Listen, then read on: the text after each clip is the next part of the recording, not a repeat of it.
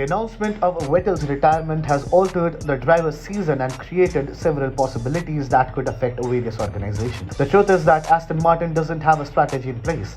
While retirement was always an option for Sebastian Vettel and was undoubtedly a topic for conversation between him and team owner Lawrence Stroll, in recent weeks the two were also talking about parameters of a contract extension. The search for a replacement formally began this week when Vettel made his intentions apparent, as the team could not continue to wait for a decision indefinitely. Stroll will ultimately make the choice, but the senior management, including team principal Mike Crack, Chief Technology Officer Andy Green, and Sporting Director Andy Stevenson and Performance Director Tom McCulloch will provide input. Because Lance Stroll is in the other vehicle, Aston Martin is obviously in a unique circumstance, and any choice must inevitably take that complex dynamic into account. Vettel was a world champion who was also a team member, and Stroll Sr. felt that by choosing him he might potentially have a beneficial influence on his son. Aston Martin also produces automobiles, so there are marketing considerations.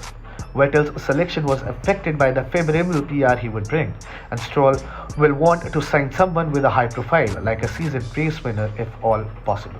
Regardless of other factors, reserve driver Nico Hülkenberg, who raced for the team during its Force India days in 2011, 2012, 2014, 2015 and 2016, should be likely the first choice on the list. In 2020, he made 3 substitute appearances for Racing Point and filled in for Sebastian Vettel at Aston Martin in the first 2 races of the season. Hülkenberg is available. A 1-year contract with him for 2023 will be simple to arrange, while keeping all other options open for 2024, and he is of course well known to the club. He is less than 2 months younger than Vettel because he turns 35 in 3 weeks.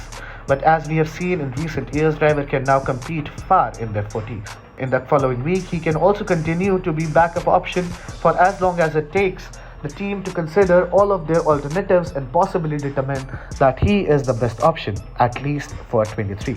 However, does the team want him? Fernando Alonso is an obvious choice. Before hiring Vettel, Stroll expressed interest in the Spaniard, who is a world champion and a victor, who can contribute substantial technical knowledge and the commercial profile that Stroll needs at Aston Martin.